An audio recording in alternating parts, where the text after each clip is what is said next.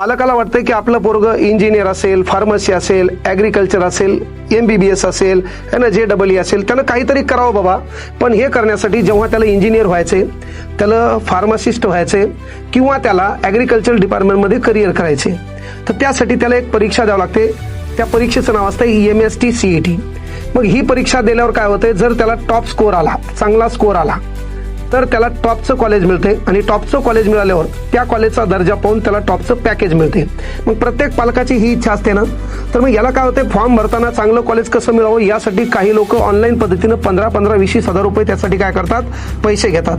तर आपण काय केलं, पुण्यातली एक टीम छान पद्धतीनं तुम्हाला या परीक्षेसाठी मार्गदर्शन करेल, गायडन्स करेल आणि ते गायडन्स करेल केवळ 499 रुपयामध्ये.